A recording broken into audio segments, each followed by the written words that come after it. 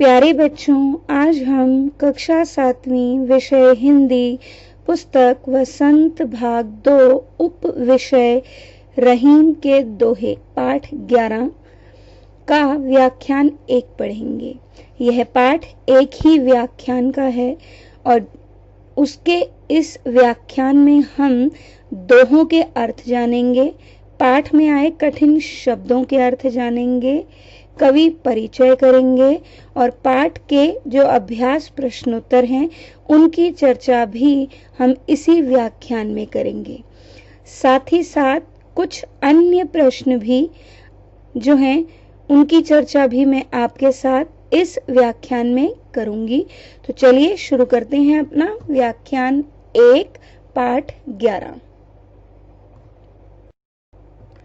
सबसे पहले हैं बेटा शब्दार्थ, शब्द उनके अर्थ। पहला शब्द है विपत्ति। विपत्ति मायने विपत्ति या मुसीबत। तजी त्यागना या छोड़ना। बादर, बादर मायने बादल।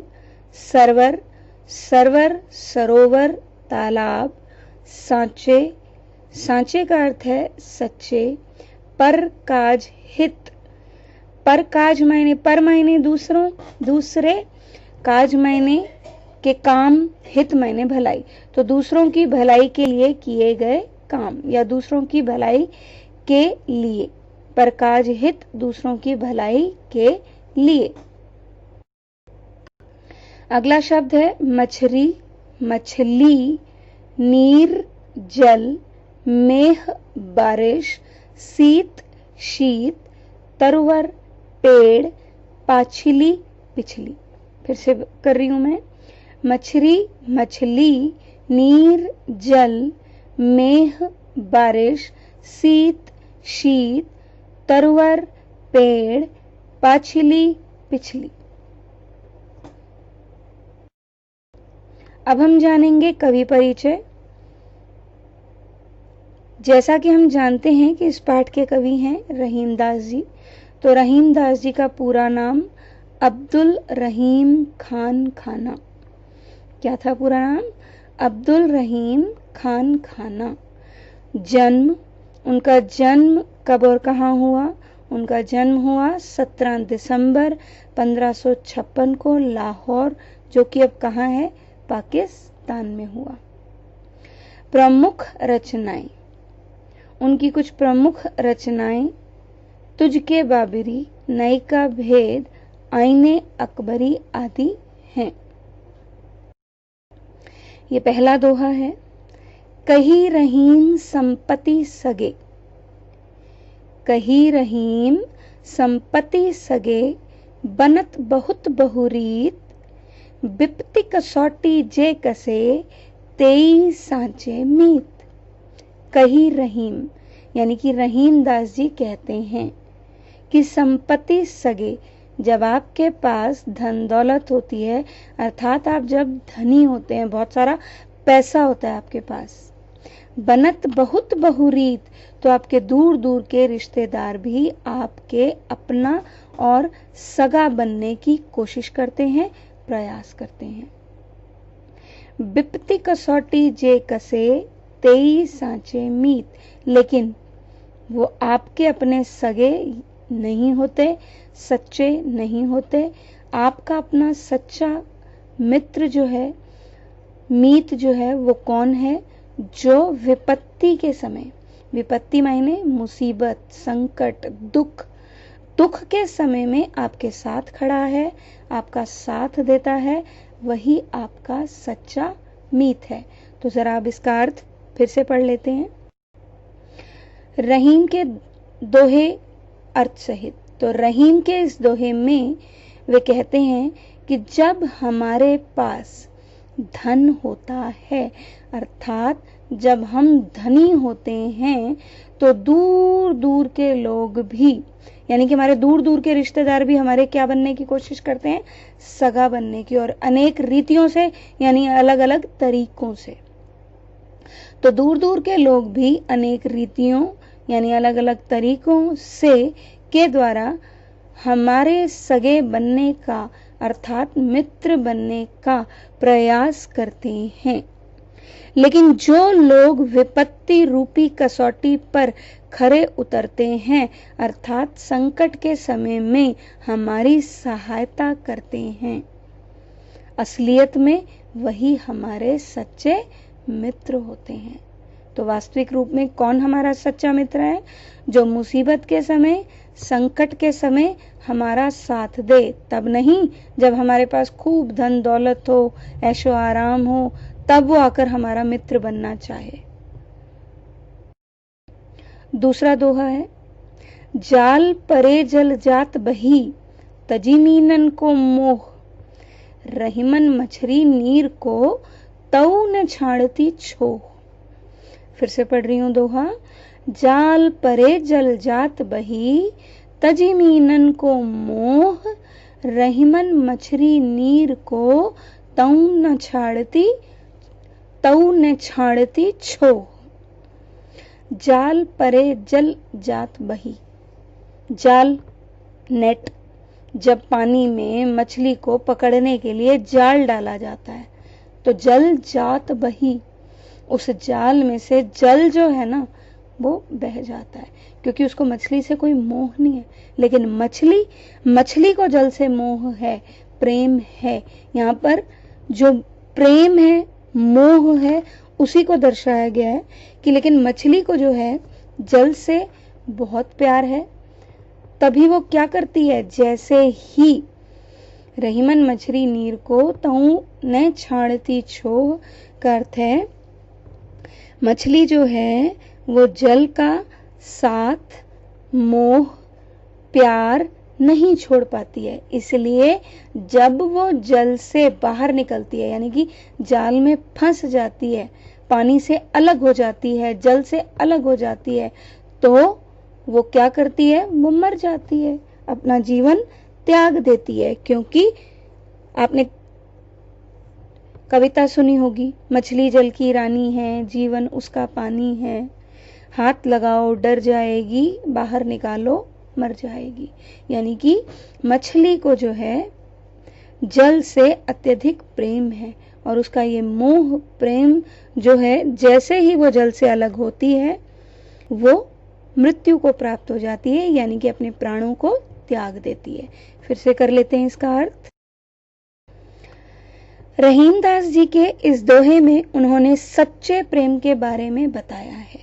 उनके अनुसार जब नदी में मछली पकड़ने के लिए जाल डालकर बाहर निकाला जाता है तो जल तो उसी समय बाहर निकल जाता है, उसे मछली से कोई प्रेम नहीं होता, मगर परंतु मछली पानी के प्रेम को भूल नहीं पाती है और उसी के वियोग मायने बिछुड़ना, क्या कर देती है, प्राण त्याग देती है। यानी कि जल से अलग होते ही वह मर जाती है।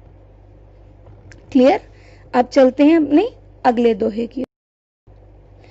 तरुवर फल नहीं खात है, सरवर पियहि न पान, कही रहीम पर काज हित, संपत्ति संचही सुजान। तरुवर मायने पेड़, फल नहीं खाता है मायने पेड़ अपना फल स्वयं नहीं खाता है। सरवर मायने तालाब, पियहि न पान, तालाब भी अपना जल स्वयं नहीं पीता है। रहीम दास जी कहते हैं, कही रहीम दास जी कहते हैं सुजान मायने जो सज्जन व्यक्ति होते हैं, जो अच्छे व्यक्ति होते हैं, वो अपने धन का संचय, संपत्ति संचय मायने अपने धन का संचय किस लिए करते हैं, अपने लिए तो करते ही हैं, लेकिन परकाज हित दूसरों की भलाई के कार्यों के लिए भी करते हैं। पर मायने दूसरे, काज मायने कामों के लिए, हित मायने भलाई। ठीक है, तो तरुवर फल नहीं खात है, सरवर पियहि न पान, कही रहीम पर काज हित, संपत्ति संचही सुजान। अब फिर से इसका अर्थ देख लेते हैं एक बार। रहीम जी ने अपने इस दोहे में कहा है कि जिस प्रकार वृक्ष अपने फल खुद नहीं खाते और नदी तालाब अपना पानी स्वयं नहीं पीते, ठीक उसी प्रकार सज्जन और अच्छे व्यक्ति अपने संचित धन का उपयोग केवल अपने लिए नहीं करते, वो उस धन से दूसरों का भला करते हैं, यानी कि दूसरों की भलाई के कामों के लिए भी उस धन का प्रयोग करते हैं। अगला दोहा है बेटा, थोथे बादर क्वार के। बादर मायने बादल, थोथे मायने खाली। क्वार का मौसम होता है बारिश और सर्दी के बीच का मौसम, जिस समय बादल गहराते तो हैं आसमान में, गरजते तो हैं, लेकिन बरसते नहीं हैं। तो थोथे बादर क्वार के, ज्यों रहीम गहरात। रहीम दास जी कहते हैं क्वार के मौसम के थोथे बादल यानी कि खाली बादल क्या करते हैं, गहरा जाते हैं, यानी कि गरजते हैं लेकिन बरसते नहीं हैं। उसी प्रकार धनी पुरुष निर्धन भये, जो कभी अमीर थे लेकिन आज वो गरीब हो गए, लेकिन बातों में उनकी क्या रहता है, करें पाछली बात, यानी पीछे की बातें ही करते रहते हैं, अपनी अमीरी के ही गुणगान करते रहते हैं, अपनी अमीरी की बातों को ही बताते रहते हैं। वो वैसे ही हैं, कैसे हैं, जैसे क्वार के मौसम के बादल होते हैं जो गरजते हैं लेकिन बरसते नहीं। धनी पुरुष निर्धन तो हो गए, लेकिन अगर अपनी धनी होने की बातें करते हैं तो वैसा आप बन तो सकते नहीं है। तो चलिए फिर से इसके अर्थ को करते हैं। इस दोहे में रहीम दास जी ने कहा है कि जिस प्रकार बारिश और सर्दी के बीच के समय में बादल केवल गरजते हैं, बरसते नहीं हैं, उसी प्रकार कंगाल होने के बाद अमीर व्यक्ति अपने पिछले समय की बड़ी बड़ी बातें करते रहते हैं जिनका कोई मूल्य नहीं होता, अर्थात जिनकी कोई कीमत नहीं होती, क्योंकि अब ना तो वो अमीर रहे, अब वो क्या हो चुके हैं, कंगाल हो चुके हैं, गरीब हो चुके हैं। तो उनकी बातें तो सिर्फ बातें हैं, वो वैसा कर नहीं सकते। इसीलिए जो क्वार के मौसम के बादल हैं वो केवल गरजते हैं, बरसते नहीं हैं। तुलना की गई है किसकी, अमीर व्यक्ति के कंगाल होने के समय में अमीरी की ही बातें करने की, किससे, क्वार के मौसम के बादलों से। धरती की सी रीत है, शीत घाम ओह मेह, जैसी परे सो सही रहे, त्यों रहीम यह देह। इस दोहे के माध्यम से रहीम दास जी हमें बताना चाहते हैं कि मनुष्य की रीति जो है वो कैसी है, धरती की तरह। जैसे धरती सहनशील है, सहनशील कैसे, कोई भी मौसम हो, सर्दी, बारिश, ओले पड़े, गर्मी, तेज कड़कती धूप, जैसा भी मौसम हो, धरती जो है हर मौसम को सह लेती है। धरती की सी रीत है, यानी धरती की तरह, पृथ्वी की तरह ही मनुष्य की रीति है। जिस प्रकार धरती यानी पृथ्वी शीत मायने शीत, ठंड का मौसम, घाम मायने धूप, और मेह मायने बारिश, और मेह मायने बारिश। जिस प्रकार धरती ठंड, गर्मी और बारिश सभी मौसमों को सहन कर लेती है, उसी प्रकार क्यों रहीम यह देह, रहीम दास जी कहते हैं उसी प्रकार मनुष्य का ये शरीर जो है उस पर आने वाले दुख और सुख सभी को एक समान रूप से सहन कर लेता है। जैसी परे, जैसा भी हम पर समय आए, हम हर समय को सहन कर लेते हैं। फिर से इसके अर्थ को करते हैं। रहीम जी ने अपने इस दोहे में मनुष्य के शरीर की सहनशीलता के बारे में बताया है। वो कहते हैं कि मनुष्य के शरीर की सहन शक्ति बिल्कुल इस धरती के समान ही है। जिस तरह धरती सर्दी, गर्मी, बरसात आदि सभी मौसम झेल लेती है, ठीक उसी तरह हमारा शरीर भी जीवन के सुख दुख रूपी हर मौसम को सहन कर लेता है। तो अब हम बढ़ते हैं अपने अभ्यास प्रश्नोत्तर की ओर। तो बेटा पहला प्रश्न है, पाठ में दिए गए दोहों की कोई पंक्ति कथन है और कोई कथन को प्रमाणित करने वाला उदाहरण। इन दोनों प्रकार की पंक्तियों को पहचान कर अलग अलग लिखो। यानी कि आपको जो है पाठ में दिए गए 5 दोहे हैं, उन 5 दोहों में जो कथन वाले दोहे हैं उन्हें अलग करना है और कथन को प्रमाणित करने वाले उदाहरण जिनमें है उन दोहों को अलग करना है। ठीक है, तो इन 5 दोहों में से 2 दोहे जो हैं बेटा वो कथन वाले हैं। कही रहीन संपत्ति सगे बनत बहुत बहुरीत, बिपति कसौटी जे कसे तेई सांचे मीत। एक तो ये कथन वाला दोहा है।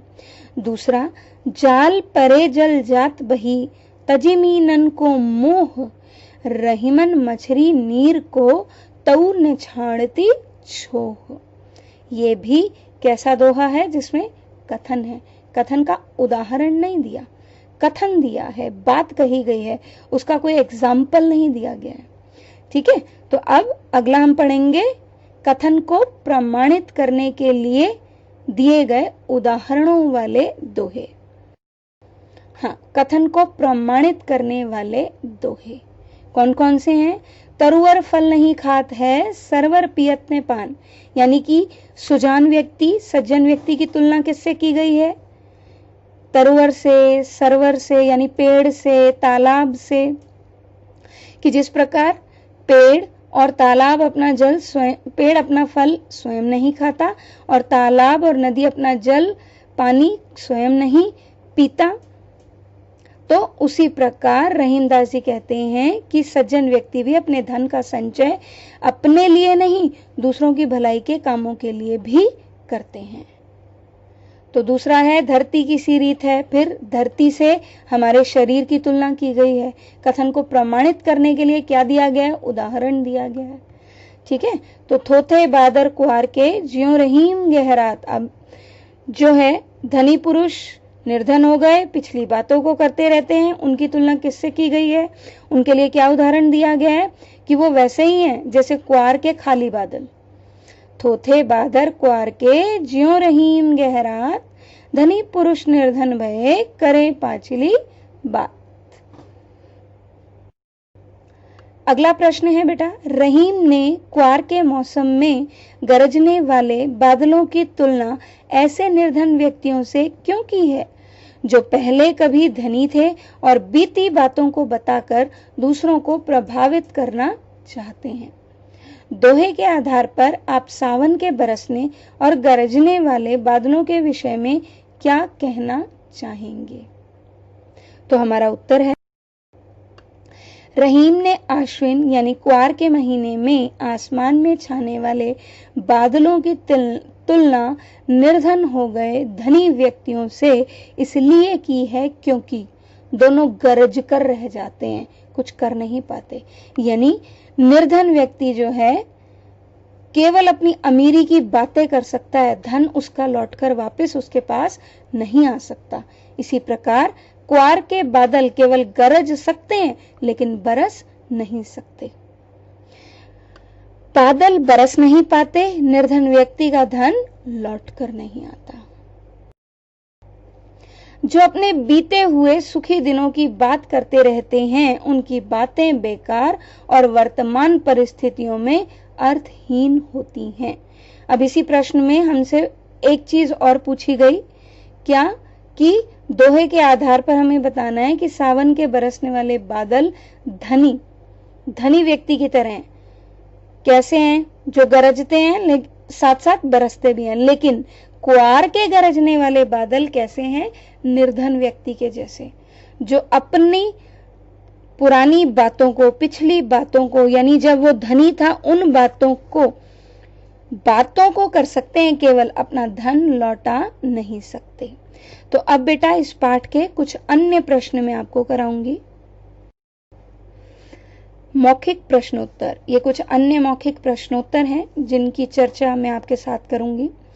कौन हमारे सच्चे मित्र होते हैं? आपने अभी दोहों में पढ़ा, वे लोग हमारे सच्चे मित्र होते हैं जो मुसीबत में हमारा साथ देते हैं। वो नहीं जब हम धनी हैं तो हमारा किसी भी तरीके से दूर दूर के रिश्तेदार भी आकर हमारा सगा बनने की कोशिश करें, वो हमारे सच्चे मित्र नहीं है। अब मछली को सबसे अधिक किससे प्रेम है? जल को मछली से तो प्रेम नहीं है, हमने तो ये दोहे में पढ़ा, लेकिन मछली को जल से बहुत प्रेम है। तो मछली को सबसे अधिक किससे प्रेम है? जल से। तो मछली को जल से सबसे अधिक प्रेम है। मनुष्य में धरती जैसा कौन सा गुण है? हमने अभी दोहे में पढ़ा, सहनशीलता रूपी, कि जिस प्रकार धरती सहनशील स्वभाव की है, वो अपने ऊपर गर्मी, सर्दी और बारिश सभी मौसमों को सहन कर लेती है, उसी प्रकार मनुष्य का शरीर भी उसके जीवन में आने वाले सभी सुख दुखों को सहन कर लेता है। तो मनुष्य में धरती जैसा कौन सा गुण है? सहनशीलता रूपी गुण है। अब है आपका बेटा गृह कार्य। तो हमने दोहे पढ़े, उनके अर्थ जाने, तो आपका गृह कार्य है 2 अभ्यास प्रश्न हैं और 3 मौखिक प्रश्न, यानी कि 5 प्रश्नोत्तर मैंने आपके साथ बेटा डिस्कस किए हैं, उनकी चर्चा की है इस पाठ में। तो इन्हीं 5 प्रश्नोत्तरों को आपको जो है अपनी पक्की कॉपी में, हिंदी की कौन सी कॉपी में?